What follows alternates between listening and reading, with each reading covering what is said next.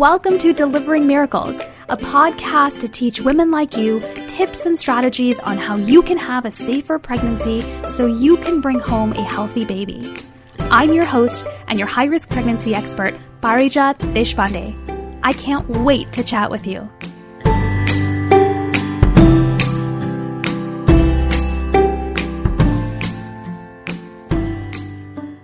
Before we get started, I wanted to share something really exciting.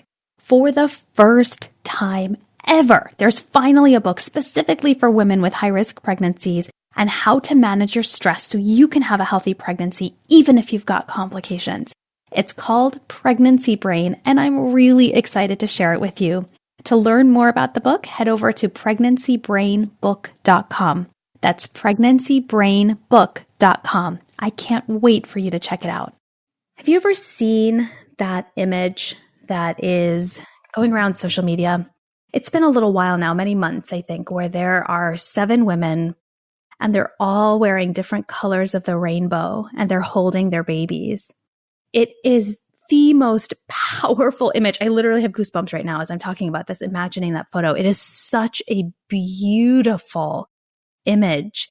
And it highlights this idea of having a rainbow baby, which I'll be honest, I didn't know what it was until I had one of my own. My son is a rainbow baby, and a rainbow baby is the baby that's born after you've experienced loss of any kind, whether you had a miscarriage, an ectopic pregnancy, a chemical pregnancy, a preemie who didn't survive, infant loss, any kind of loss like that, and then you have a baby after. They're called a rainbow baby, which I think is such a beautiful image to have. You know, they say that at the end of a storm comes a beautiful rainbow. And that, I think, is a beautiful way to remember that as you're weathering that storm. If you listen to my episode about my first loss, and if you haven't, I'll link it in the show notes below, it changes you. And it really, you can almost hear your heart breaking, at least for me. And to then be pregnant after, it comes with so many different emotions. I was, thrilled to be pregnant again. I was terrified of losing this baby. And then I had a very high-risk pregnancy on top of that, so it just kind of compounded that fear. But having a rainbow baby is something a lot of women and a lot of couples know about. It's not something we talk a lot about because there's almost this feeling like, well, you're pregnant again, so be happy. It's all over. And that's just not what the reality is. You never forget the baby that you lost. And that's why I'm so, so glad to have my dear friend and colleague, Christine McAllister, here to talk about her experience of being pregnant after loss and of having a beautiful rainbow baby and how she turned tragedy into triumph. Christine McAllister is a business and success coach and the author of The Income Replacement Formula, 7 simple steps to doing what you love and making 6 figures from anywhere. Her company, Life with Passion, helps high-achieving, motivated go-getters use their unique gifts and challenges to quit and stay out of their 9-to-5 jobs by creating and growing online businesses out of their passions. As a mom of an angel and a rainbow baby, she's also an expert on turning tragedy into triumph. Welcome, Christine. I'm so glad that you're here on Delivering Miracles today. Thank you so much for having me. Me too. You are such a light in my life. I can't even begin to tell you. And I'm just so excited to be sharing your story with our listeners because I know it's something that a lot of people can relate to on so many different levels. So I would love to just open it up to you and, tell us a little bit about your story and how you came to be who you are today. Sure. So my story as it relates to delivering my own miracles began several years ago when I experienced 3 early miscarriages. And to be honest, that's really how I found out that I could be pregnant at all, because that was never a certainty on my journey. Boy. And so, I really dealt with the confirmation and the loss at the same time. Okay, this is something that is possible for me, but then also, is it, right? And so after going through those 3 first trimester miscarriages, and obviously we can talk about any of this in more detail that you want. A few months after my third miscarriage, I became pregnant again and went through a totally normal pregnancy, normal for the baby, not normal for me. I became very, very depressed in the first trimester, very, very sick through the whole pregnancy. Do you think the depression had anything to do with your past losses? To be completely transparent, I wasn't very connected to those losses because they were so early and because it was such a sort of a confusing time for me. I don't think I fully grieved them until later. I don't think I fully understood what I had lost until later. And so perhaps on some subconscious level, but what I was dealing with the grief, but what I came to understand is that perinatal depression affects a lot more women than is talked about. And yes, very true. Right. And so when I saw my doctor and kind of opened up to her, because of course there's the pressure, oh, you should be so excited, blah, blah, blah, blah. She was like, let me tell you something that I don't tell many people. I became very depressed when I was pregnant with my first child. Oh, and wow. I love that she told you that. I do too. It was such a relief because here she is, obviously someone who loves babies. She's an OBGYN, right? And she experienced that for herself. And so was able, that was such a moment for me of going, oh my gosh, I'm not crazy that I'm laying on the couch staring at the wall, that I've lost 10 pounds, that I've just lost my zest for life. Because I am a busy, go-getter who's just always doing stuff. And it was the complete opposite for me in the first trimester. Totally.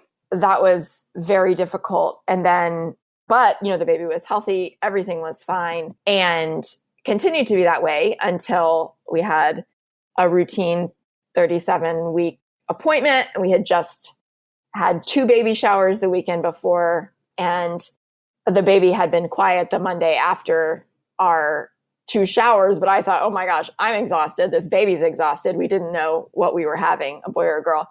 We kept it a surprise. And so I said, oh, we're going to have an appointment tomorrow on Tuesday, and I'll just, double check everything's fine then. So when I went, I said, hey, can we just confirm right away? Would you just mind putting the Doppler on and confirming there's, everything's fine because the baby's been real quiet. And there was no heartbeat. And so that's how we, gosh. And at 37 weeks, when you never expect that to happen so late. Never. Right. I mean, at that point, I was packing a bag for the hospital. We had put the car seat in the car, right? I could go at any time. And at this point, we just put our feet up and wait, right? How did you feel when you heard that news in the room? Well, are there words to describe that? I mean, I can't even imagine. It was very much shock. At first, the care provider who we were seeing went and got the head OB of the practice, right?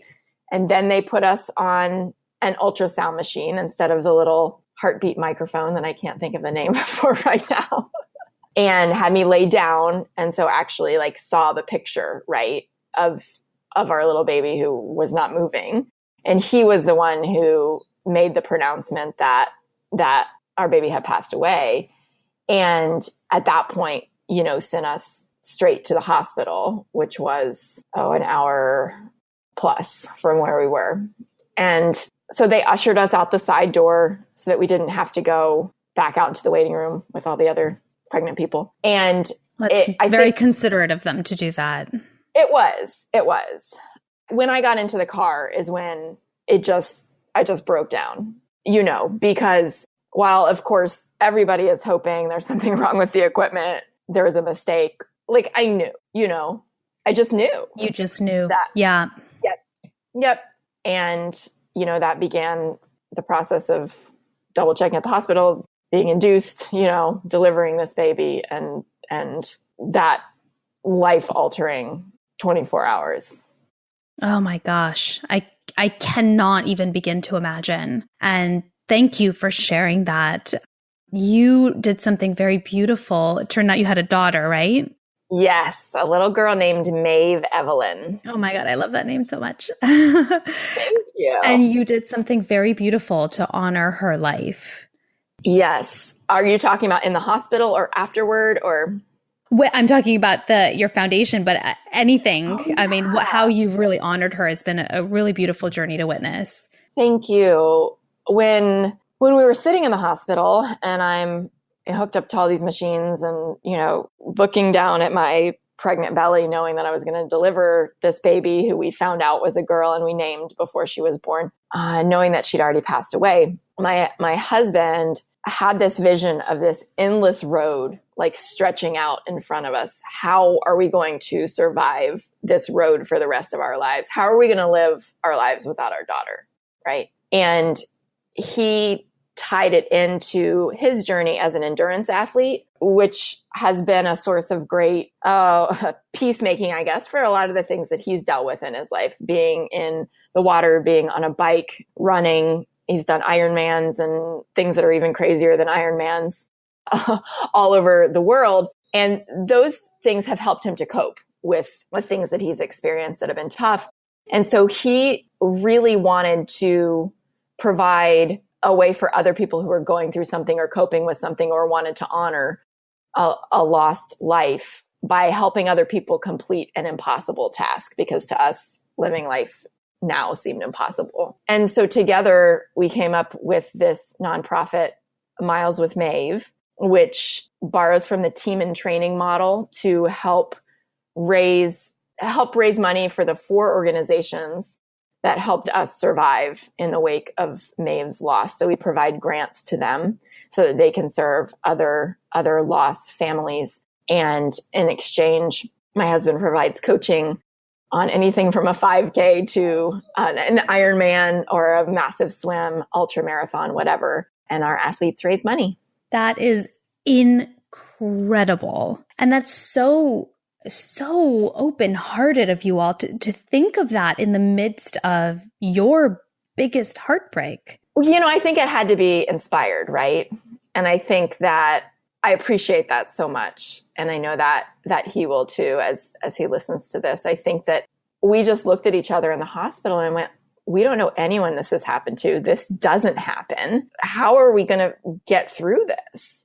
And so for us, beginning to create some meaning and beginning to find ways to create a legacy for her as her parents, that seemed like the one parental thing we could do for her that has really helped us to survive. And not that we will ever be okay with her loss. And I think that any lost parent can relate to us on this.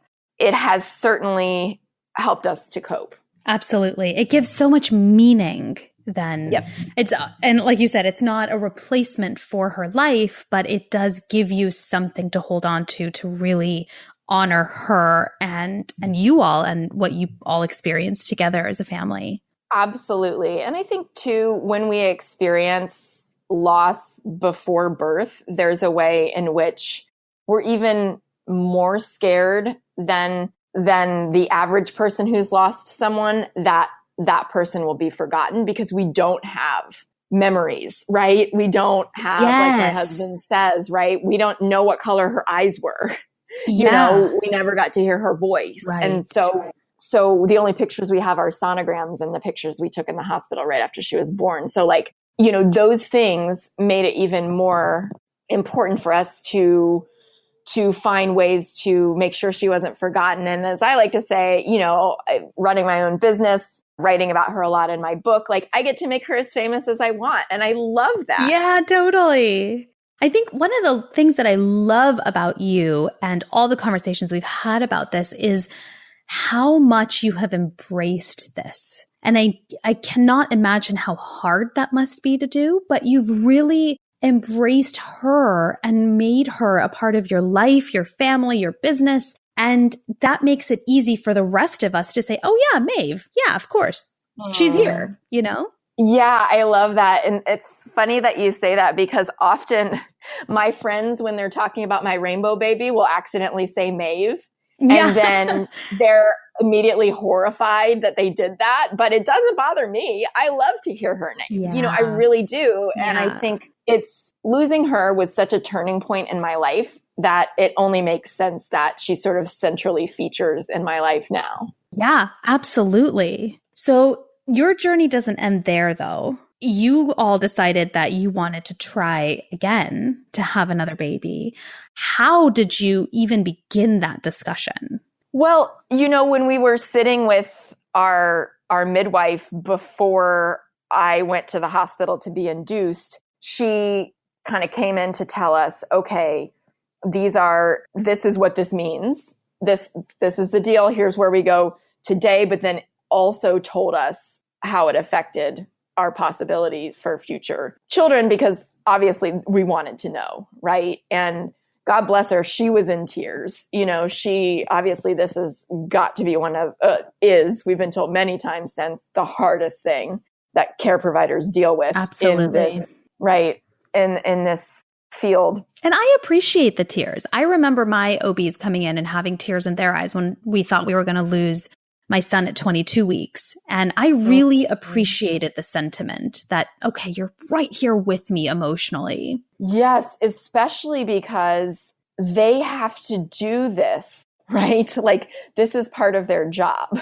And so I can see ways in which it would be much easier to be closed off about it. Totally. Right? Because how do you cope with that, every so often? Yeah. I mean, I don't know. I feel like once in a lifetime is hard enough. Anything more than that is almost impossible. And of course they got into this. I'm assuming most of our care providers got into this because they really care. And so to actually be able to be present and to grieve with you and to not become so callous that it's just, well, it's fine, you can try again, right? Is really a beautiful gift. Absolutely. Yeah, but she told us, this should not affect your possibilities for future pregnancies, and you can try again in 3 months. And at the time, those 90 days felt like forever, right? All we wanted was a baby to hold. And of course, that was the one thing that we didn't have. Right. And then I began fertility treatments because I'd been diagnosed with PCOS. And so when we were, quote unquote, allowed, I began fertility treatments. Did those for several months. And the medication that I was taking made me crazy. And so many of our listeners can really empathize with that. Yeah, exactly. Right. As if I wasn't already crazy enough being postpartum after a full-term stillbirth and grieving. Oh my gosh. Right? Breeding ground for turning into a monster and just not being able to straight. Exactly. So I finally told my husband, I got to take a break because this is making me lose my mind. Like, I just can't do it. And so we did. We took a break for several months. I tried a different medication and then became pregnant on the first try with that one. Oh, fantastic. And and then I had to endure pregnancy after a loss. Which is a whole other beast of a pregnancy. It is a whole other experience. Tell us what that was like for you. The best way to describe it is that I was a hot mess. Thankfully, there was a different medication that helped better with the morning sickness and, all day, all the time sickness that I had. And so I wasn't as sick as I had been with Maeve, but our approach was pretty much the opposite. I had planned to deliver Maeve naturally. And, we had been very minimalistic about our interventions and things like that during the pregnancy with Maeve, and everything was normal. So we had no reason to be any different. With Fiora, my rainbow baby, of course, I was now high risk. I was being treated as high risk, and I wanted to do everything possible. So the OB's midwife told me I could come in anytime to check the heartbeat if I was getting nervous, if I felt, even before I could feel movement, just to reassure myself, which I did. And we had moved a little over an hour away from the town where the practice was and the hospital was, but I kept those care providers because I didn't want to work with anyone else. Yeah. And I knew how they were, that right? trust I just is thought so important when you know they understand not just your body, but what you've been through to get to yes. that point is so critical. Yes. Yes, exactly. You said it. And these were the only people, some of the only people other than our parents who met Maeve. You know, Yeah. I didn't want to get to know anyone else or share this experience with anyone else. I really understand that. Yeah, right? It's so important. It is. There's this unspoken language about the context within which this moment is happening that you just really need to know that you're surrounded by people who speak that language with you. Exactly. Yep, exactly. And some of these, women had become athletes for Miles with Maeve as a way of coping with, oh my gosh, we found that. I love that. Isn't that cool? Yeah, we've had a lot of L&D nurses train with us for that very reason. They need an outlet for what we were just talking about. But I really didn't go out in public much during my pregnancy. I joked with my husband that I was going to get a huge shirt with a big no sign on it and wear that because I thought I might lose it if someone tried to touch my belly or be like, oh, it's so exciting. Yeah. Everything's going to be okay. Right? Right. Obviously, for me, there was no safe point in the pregnancy. Absolutely. No feeling better after the first trimester. Absolutely. Right? So I wore sunglasses inside in the grocery store. I mean, I did everything that I could to make myself completely unapproachable. I understand that because you've created this bubble around you to just protect yourself to get through every moment. You can't risk having somebody break that and bring in other emotion that's on top of everything else that you're already dealing with. No. And we had already experienced people saying stupid stuff to us about oh my God. why Maeve died or what, blah, blah, blah. And I was like, I know strangers can be idiots. I know friends and family can be idiots about this stuff. They just don't know what to say. So typically they say the wrong thing and it's super triggering and I'm just not available for Absolutely. Good for you for knowing that. Good for you. Really. Well, you learn the hard way, right? I even wrote an article for the Huffington Post about, I think it's called 4 Things Not to Say, Yes. And just really unpacking, right? Because you hear the same things over and over and they're extremely unhelpful. And it's not because people are mean. It's just because they don't know. I totally get that. And I think what I learned the hard way too, obviously Vihan survived, but we have the same kind of experience. People don't know what to do when a baby's born at the edge of viability. They don't know what to say. Mm-hmm. And a lot of it comes from their own really overwhelming emotions about the reality that a baby might not survive. Like we like to believe that babies are untouchable and they're perfect and they're going to survive and everything's fine. And that's totally not what you and I experienced. Exactly. And it's hard for a lot of people to wrap their heads around. And so then they say stupid things. Right. And it just an attempt to soothe themselves or you or fill the silence or whatever. Yes. Right. So at the end of my pregnancy, of course, I was doing everything I could to convince my team that we needed to deliver before the point at which Maeve had died. And at first we had a plan I felt really good about, and then they changed their minds. I think for liability reasons, and I had a complete freak out and wound up going to the hospital several times for monitoring when I would feel like her movement was slowing down. And each time they would keep me overnight, they would monitor, and each time they would send me home. And I even joked about breaking my own water with a little pipe cleaner because I was so... You were scared. So just... I was like, this baby is perfect. Maeve was perfect. If we have a 37-weeker who has a few issues, but is alive, I'm cool with that. It's all this idea of, I don't trust my body past a certain point. Yes. Right? Yes, absolutely. So eventually they found a reason. The third time I went in for testing and or monitoring and stayed overnight. And then she was breech, and they knew I didn't want a C-section if at all possible. And so they manually turned her And no one was more surprised than the doctor that worked. Like from the outside, he turned her around.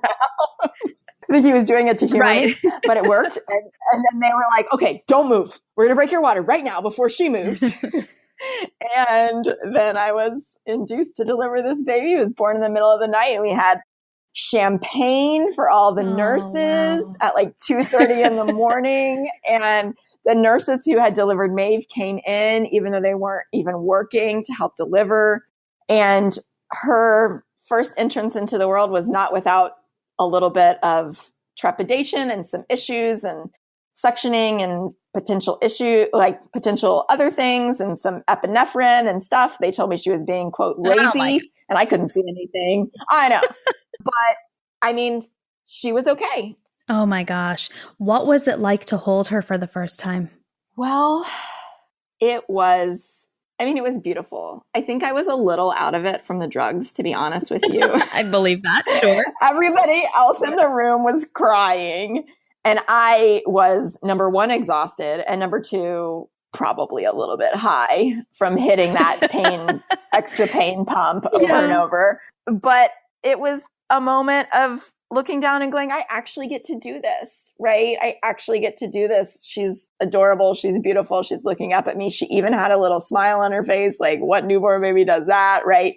And I felt like she had been with Maeve, and she knew Maeve in some level, in some way. And so she knew who she was, what she was here to do. And I've always had this sense about her that, like, either she's an old soul or just that she gets it, right? She's not like this wide-eyed baby who wanders around as if she's seeing everything for the first time. Like, she's very comfortable, very secure, just this really interesting, unique little person who seems to be pretty aware of her role.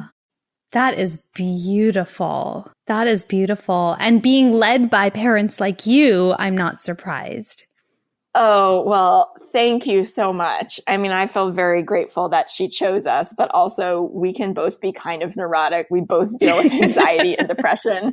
So the fact that we have like this and we're both brown hair, brown eyed, and our baby is blonde hair with curls and bright blue eyes.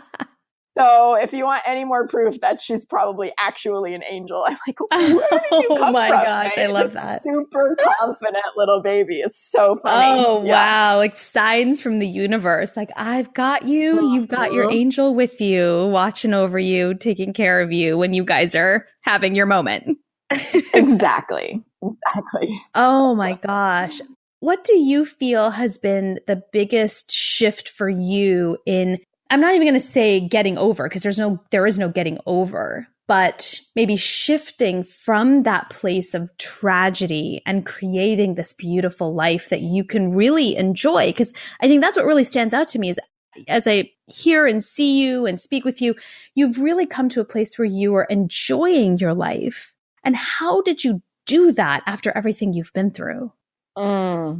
Obviously, it's been a process, right? There were days when I felt really, really proud of myself if I took a shower.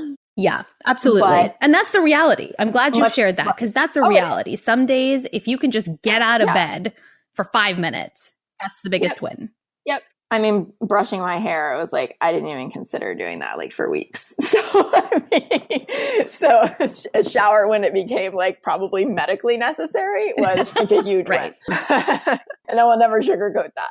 But I think that I really did realize very early on that this was going to define me one way or another, that this was the thing in my life that was the biggest tragedy I would ever experience. And I knew that how I chose to look at that and what I chose to do with that and how I chose to live my life as a result was going to be one of two ways. It was either going to break me or it was going to make me. Like, to sound, I mean, that's very cliche, but I knew it would.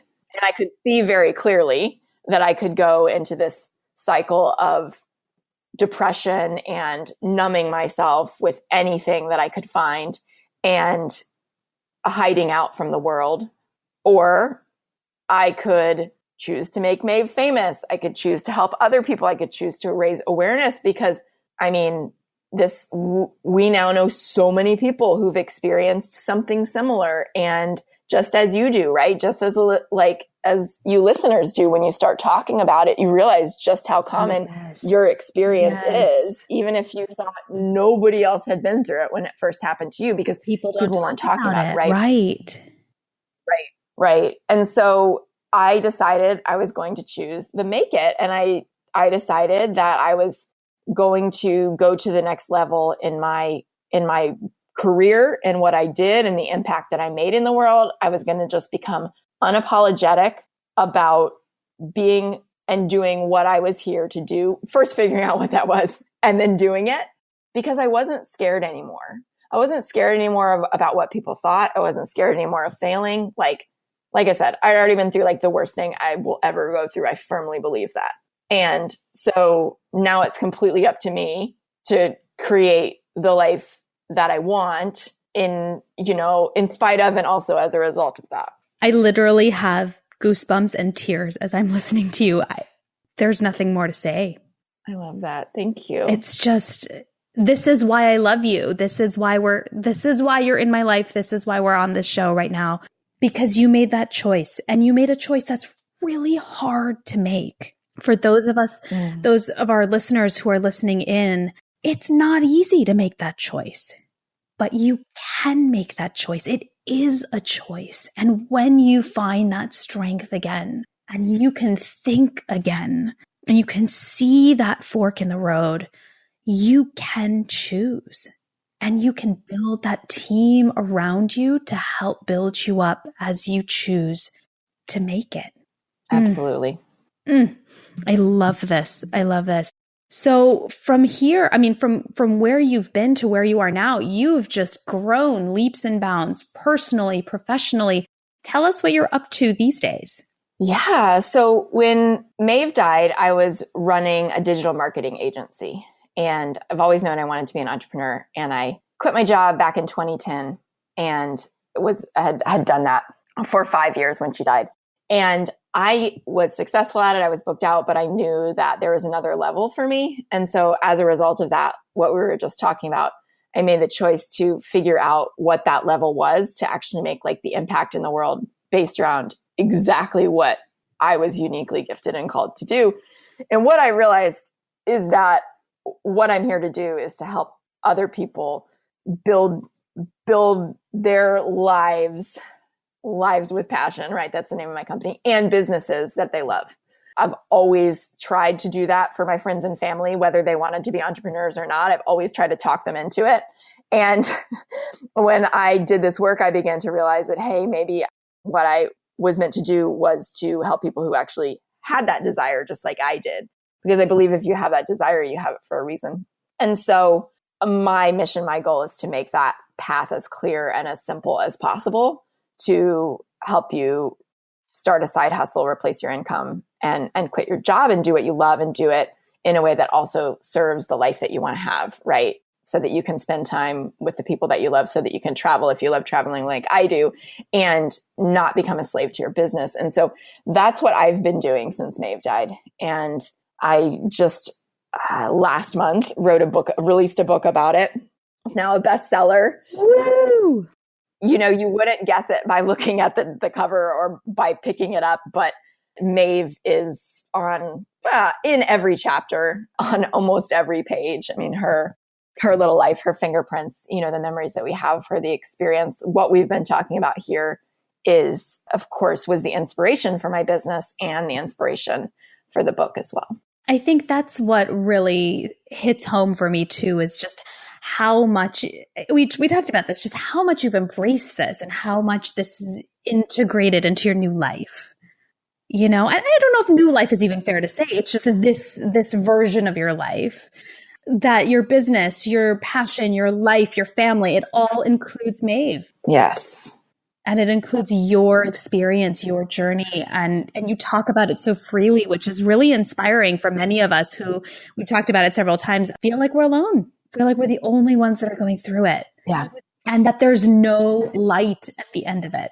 Yep. And I really believe that we all have already survived things. Many of you, something similar to part or all of my journey, but that we've already survived things that are probably harder than anything that's going to be required of us in terms of going for our dream life, and I think that's part of the reason that I do choose to be so open about it, because I want people to know that you can have something terrible happen to you, right? One of the worst losses that psychologists classify, and still create a happy life. I want you to know that you can go through a really dark time with your partner as a result. And that's probably a whole other episode, and still go on to have a happy relationship after something like this. And,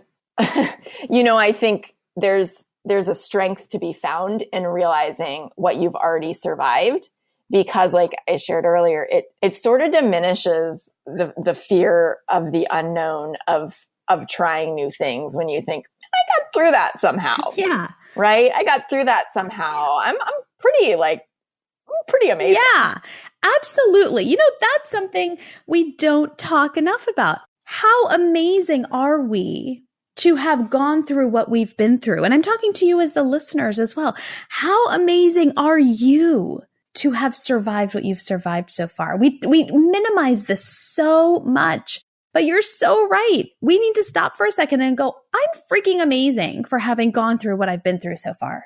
Yeah. And still getting out of bed. And probably more. Right. Yes. Right.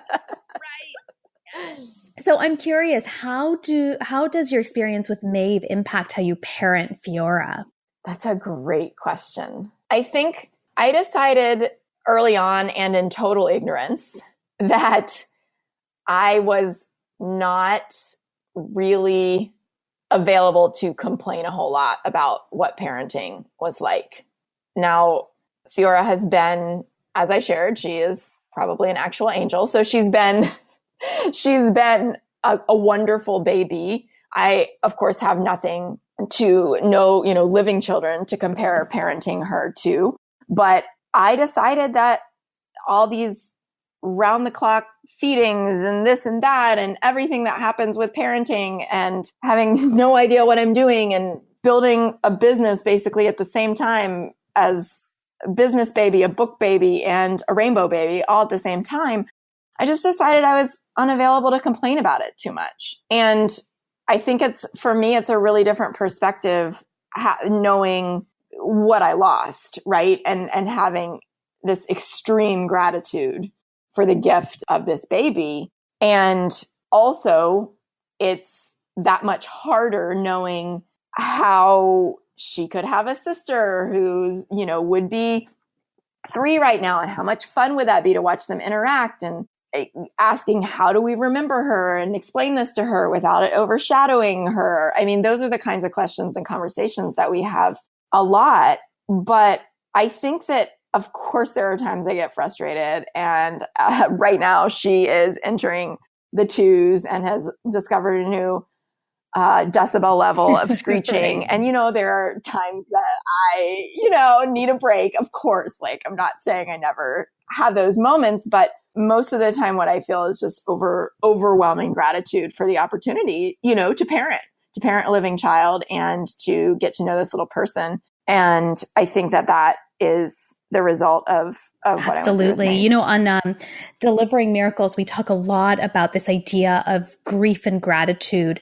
not being mutually exclusive, that you can be grieving, you can mourn the loss and still feel tremendously grateful for the children that you do have, or the experiences that you do have, or the memories that you do have.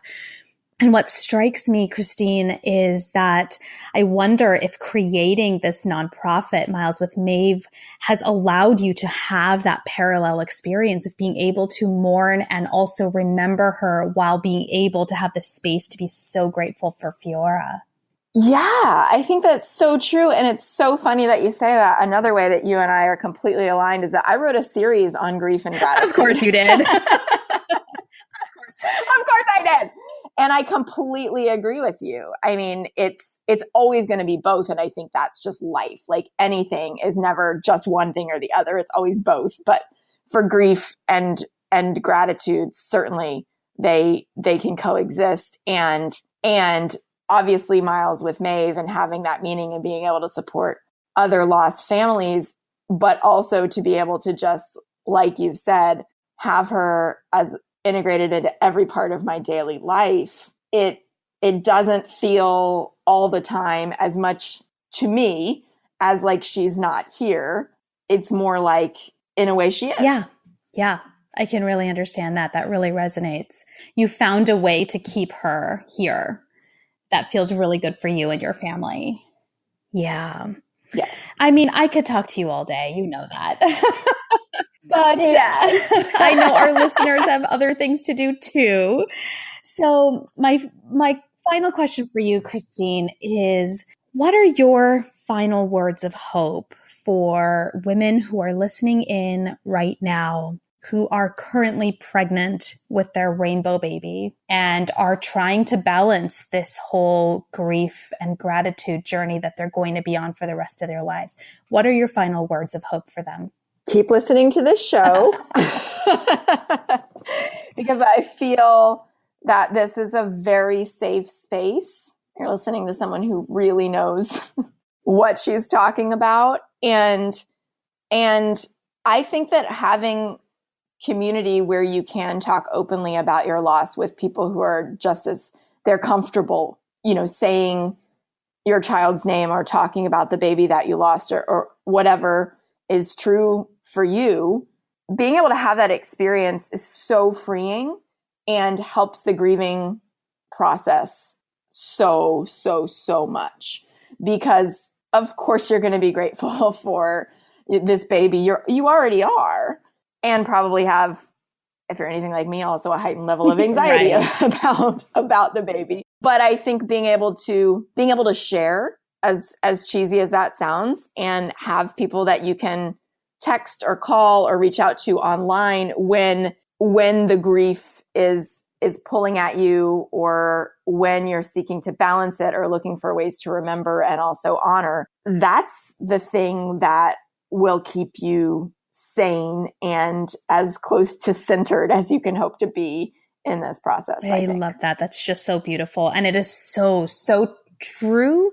And it is also very accessible. We're so lucky to be in a time where there's technology, there's social media, there's all these opportunities to connect with people, even if it's not in person, but around the world, people who have been through what we've been through, and to connect and really build these bonds with each other. So thank you for sharing that. And where can people find you if they want to know more about Miles with Maeve, or about the work that you do, if they are ready to live that life and create that business that they are dreaming of? Yes. So mileswithmaeve.org is the nonprofit's website, and Maeve is spelled Maeve.